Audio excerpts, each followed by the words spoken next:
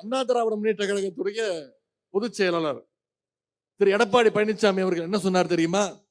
பத்திரிகையாளர்கள் போய் கேட்டாங்க அவர்கிட்ட, ஆளுநர் இப்படி பேசிட்டாரு, திராவிடம்ங்கிற வார்த்தையை கொச்சப்படுத்தி பேசுறாருன்னு கேட்கும்பொழுது திரு எடப்பாடி பழனிசாமி அவர்கள் சொன்ன வார்த்தை, இதையெல்லாம் நீங்க என்கிட்ட கேட்கக்கூடாது, பெரிய அறிஞர்கள்ட்ட தான் கேட்கணும், திராவிடம் பத்தி எல்லாம் எனக்கு எதுவும் தெரியாதுன்னு சொன்னவர் தான் திரு எடப்பாடி பழனிசாமி அவர்கள். திராவிடத்தை மட்டும் அவர் மறக்கல, இன்னும் சொல்ல போனா அவர் எம்ஜிஆரே மறந்துட்டாரு, பேரறிஞர் அண்ணாவே மறந்துட்டாரு.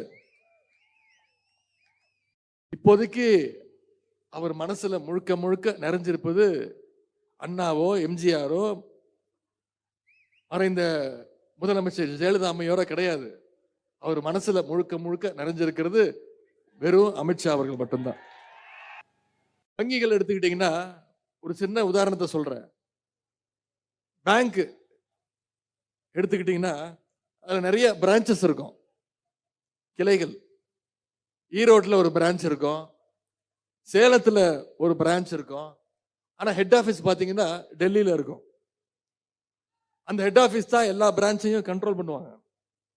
அந்த மாதிரி இன்னைக்கு தமிழ்நாட்டில் அதிமுக உட்பட பல கட்சிகளுக்கு டெல்லியில் இருக்கக்கூடிய அமித்ஷா வீடு தான் இன்னைக்கு ஹெட் ஆபீஸா திகழ்ந்து கொண்டிருக்கிறது.